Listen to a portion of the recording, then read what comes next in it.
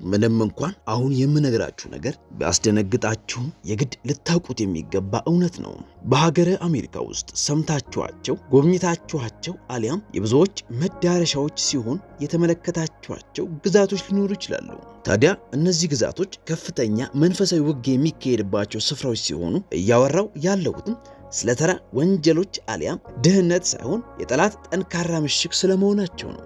ጥንቆላ በግልጽ የሚካሄድባቸው፣ በእግዚአብሔር ላይ የሚደረግ አመጻ በገሃድ የሚከናወንባቸውና ጨለማው በቀጥታ ስልጣን ላይ የተጠቀመባቸው አንዳንድ ስፍራዎች አሉ። እያንዳንዱ በእነዚህ ከተማ ውስጥ የሚነፍሰው አየር በድግምታዊ አሰራርና መጽሐፍ ቅዱስን በመቃወም መንፈስ ተበርዘዋል። ስለዚህ ወደ እነዚህ ከተሞች ከፍተኛ ጸሎት ሳታደርጉ አሊያም ሳታውቁ የምትገቡ ከሆነ ከዚህ መንፈስ ተካፋይ መሆናችሁን ሆነ በዚህ መንፈስ ተጽዕኖ መውደቃችሁ የማይቀር ነው። ምናልባትም ክርስቲያን በመሆናችሁ ብቻ ከነዚህ አይነት መናፍስት የተጠበቃችሁ እንደሆናችሁ ብታስቡም፣ ነገር ግን ሰይጣን ብዙ አማኞች የረሱትን ነገር በአእምሮ ቆልፎ ይዟል። መንፈሳዊ ቸልተኝነት ሕይወትን ያስከፍላል። ትንቢተ ሆሴዕ ምዕራፍ 4 ከቁጥር 6 ሕዝቤ ዕውቀት ከማጣቱ የተነሳ ጠፍቷል። ያለማስተዋል የረገጣችሁት እያንዳንዱ መሬት ለዘመናት ያክል የመንፈስ እስረኛ አድርጎ ሊያስቀምጣችሁ ይችላል። እናም ዛሬ 5 አጋንንታዊ ስራዎች በግልጽ የሚከናወኑባቸውንና ጥንቆላ በይፋ የሚተዋወቅባቸውን የአሜሪካ ግዛቶች እንመለከታለን።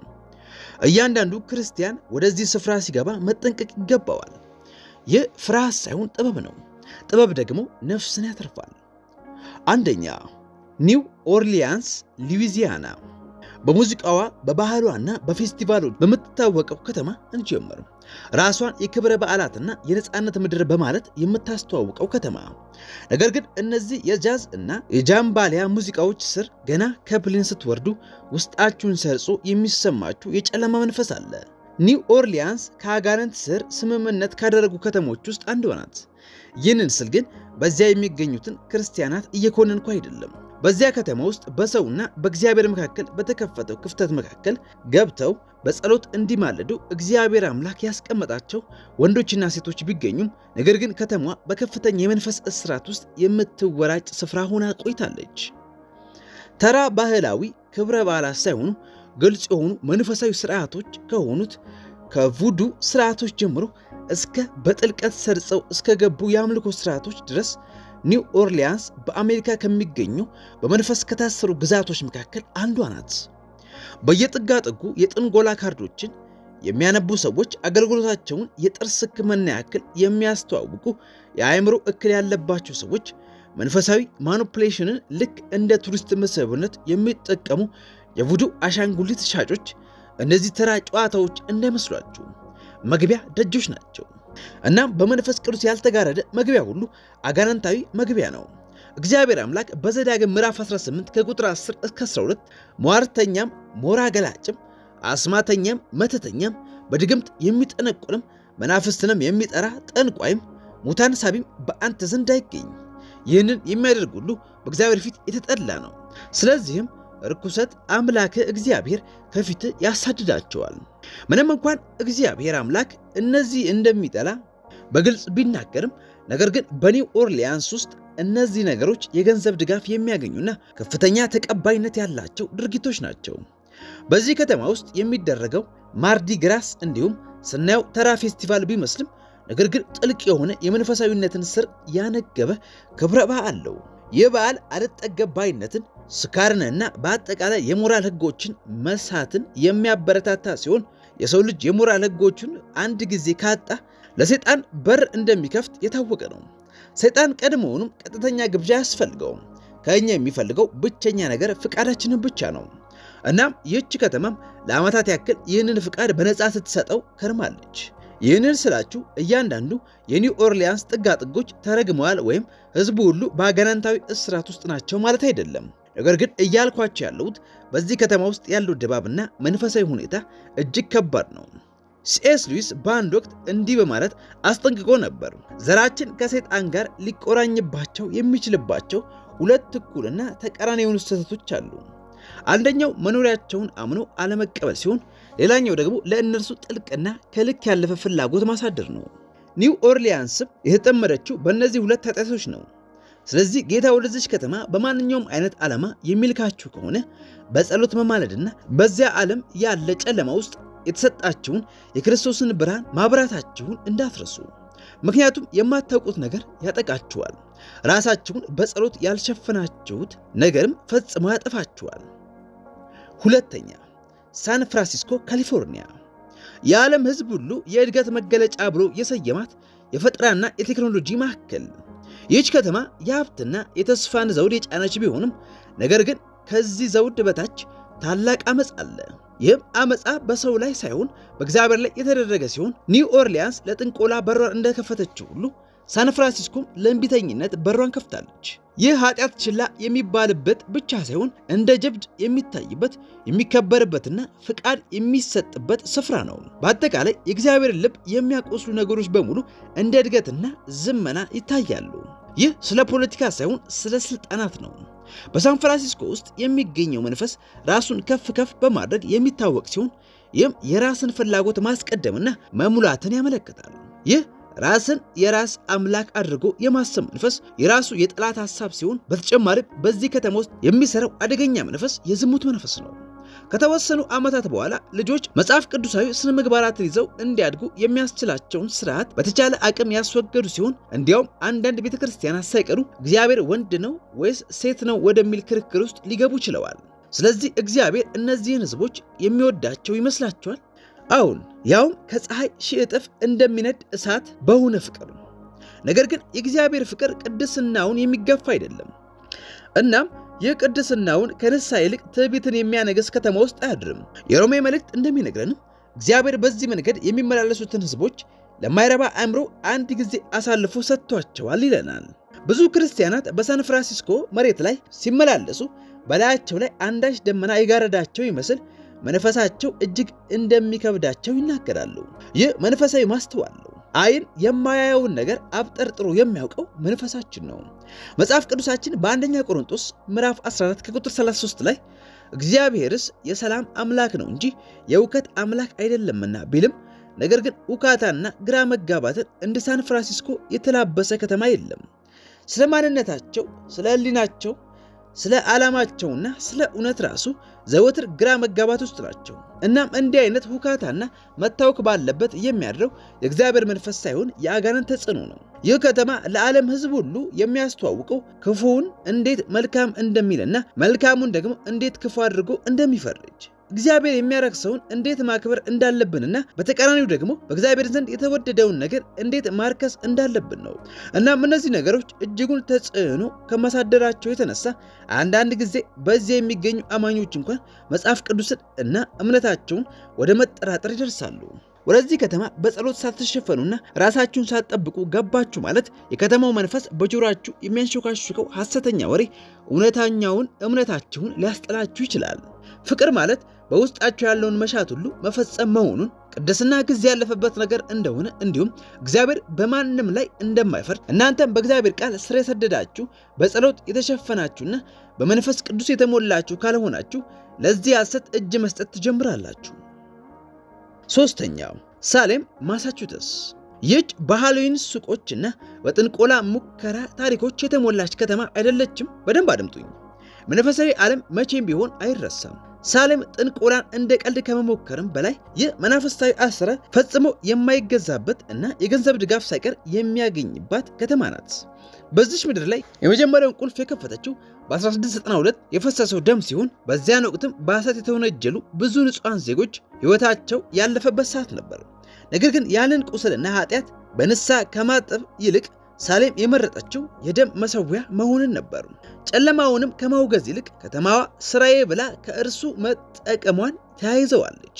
በየዓመቱ ጥቅምት ወር በመጣ ቁጥርም ይህች ከተማ በዓለም ለሚገኙ የጨለማ ስራ አፍቃሪዎች በሙሉ መድረክ ትሆናለች። አየሩ በአጋንንታዊ ስራዎች ይከብዳል።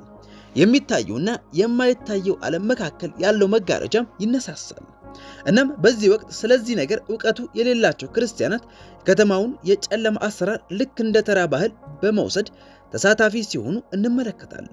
ምንም እንኳን እግዚአብሔር አምላክ እንዲህ ያሉትን አሰራሮች አምርሮ እንደሚጠላ በዘዳግም 18 ከ10 እስከ 12 ላይ ቢናገርም ነገር ግን ይህች ከተማ እነዚህን ነገሮች ከመተግበርም ይልቅ በገሃድ እንዲሸጡና ሰዎችም እንዲገዟቸው ትፈቅዳለች። በዚች ከተማ ውስጥ የሚደረገው የጥንቆላ አሰራር እንዲሁ ተራ ባህል ሳይሆን በእግዚአብሔር ላይ የሚደረግ አመጻ ነው። በዚች ከተማ ውስጥ ለእነዚህ በዓላት ለብሳችሁና አጊጣችሁ በምትንቀሳቀሱበት ወቅት እናንተ የእነዚህን አጋንንታዊ ስራዎች ኃይል ተቀበላችሁ አልተቀበላችሁ በነገሩ ላይ ለውጥ አያመጣም።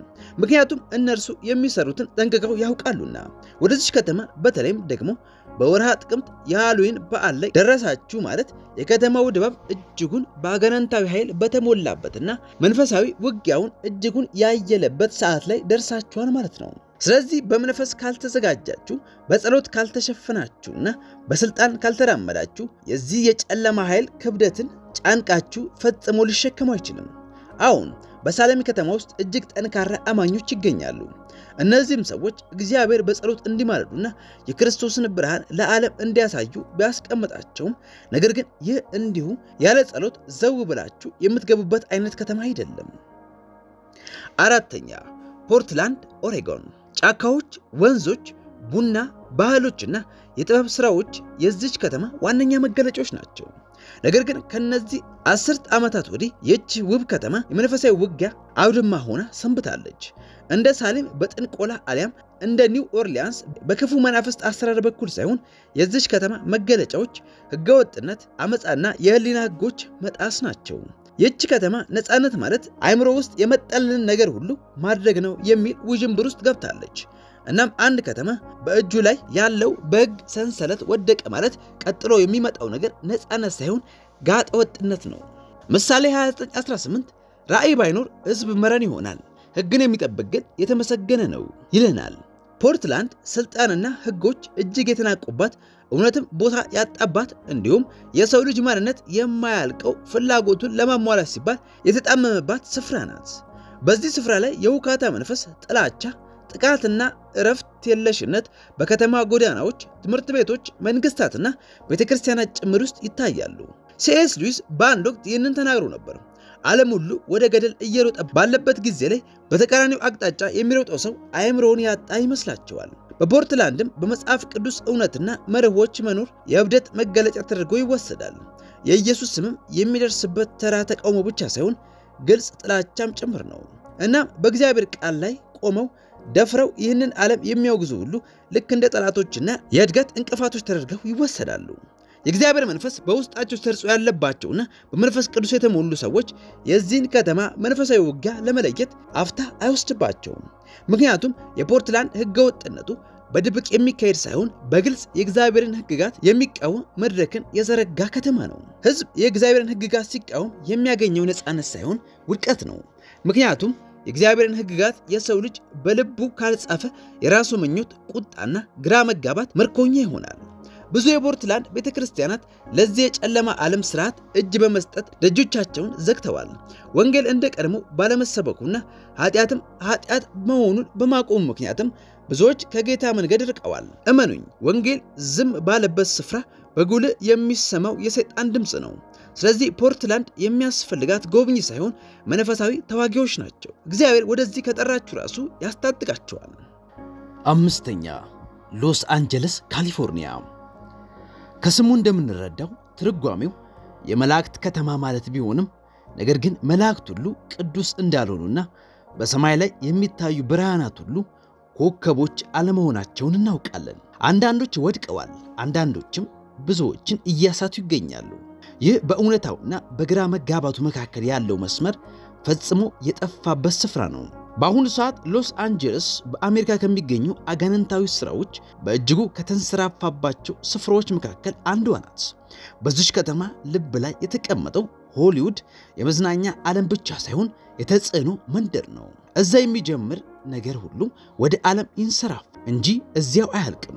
ሐሳቦች፣ ምስሎችና ታሪኮች በመዝናኛ ሽፋን ተሸፍነው እያንዳንዱን ቤት፣ ትምህርት ቤትና ቤተክርስቲያናት ያንኳኳሉ። ነገር ግን ከነዚህ ታሪኮች ጀርባ ስለሚሰሩት መናፍስት አስባችሁ ታውቃላችሁ? ማን ነው የሚጽፋቸው? እናም ከሁሉ የበለጠ ማን ነው የሚያነሳሳቸው?